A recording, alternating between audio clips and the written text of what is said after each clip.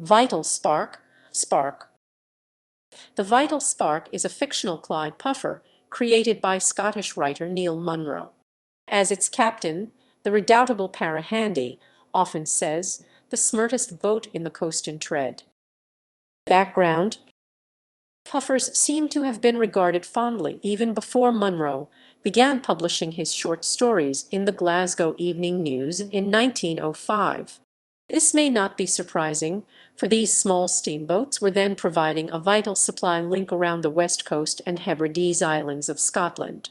The charming rascality of the stories went well beyond the reality of a commercial shipping business, but they brought widespread fame. They appeared in the newspaper over 20 years, were collected in book form by 1931, inspired the 1953 film The Maggie, and came out as 3 popular television series dating from 1959 to 1995. Description: in her captain's own island's accented words, the Vital Spark is all hold with the boiler behind 4 men and a derrick, and a water butt, and a pan loaf in the forecastle. The way these steam lighters with their steam-powered derricks could offload at any suitable beach or small pier is featured in many Vital Spark stories, and allows amusing escapades in the small West Coast communities.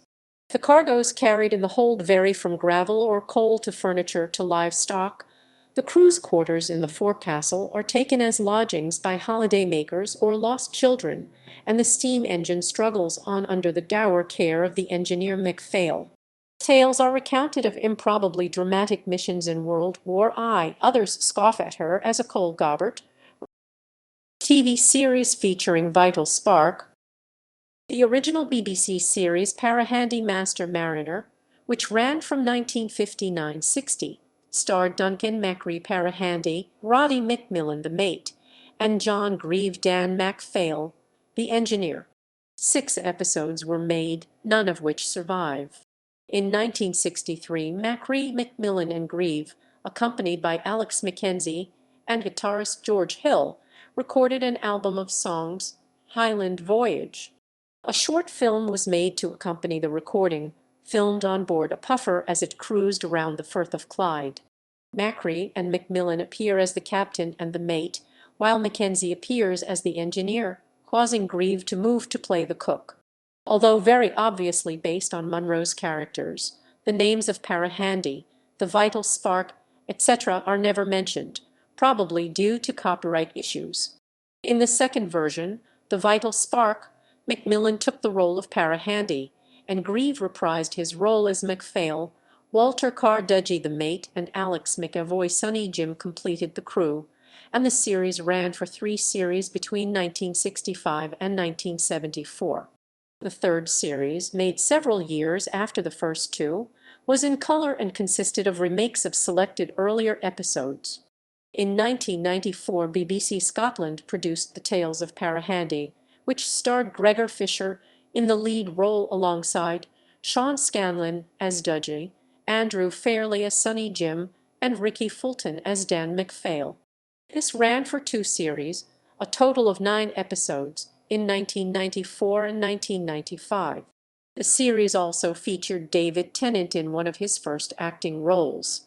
Alex McAvoy, who played Sonny Jim in The Vital Spark, appears in 1 episode as a fellow captain of Parahandy in the coastal trade. Ships depicting Vital Spark. The stories sparked considerable interest in the puffers, and many books explore their now vanished world. In the 3rd television series, The Tales of Parahandy, the Vital Spark was depicted by the puffer Auld Reekie VIC-27. She is moored at Crinan awaiting restoration. When VIC-72, renamed Eilean Icedeal, ventured from her home at the Inverary Maritime Museum to visit the Glasgow River Festival in 2005, she proudly bore the name Vital Spark in testimony to her continuing popularity.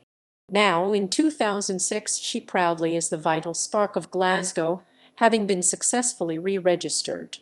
The Argyll Brewer Fine Ales, situated close to Inverary, where the current boat rests and Neil Munro was born, produces a beer called Vital Spark in tribute to the series. In December 2007, The vital spark Clyde puffer returned to the Forth and Clyde Canal, the place of her birth, as reported on STV News reporting Scotland. The puffer now sits on the slipway at Crinan Boatyard awaiting restoration.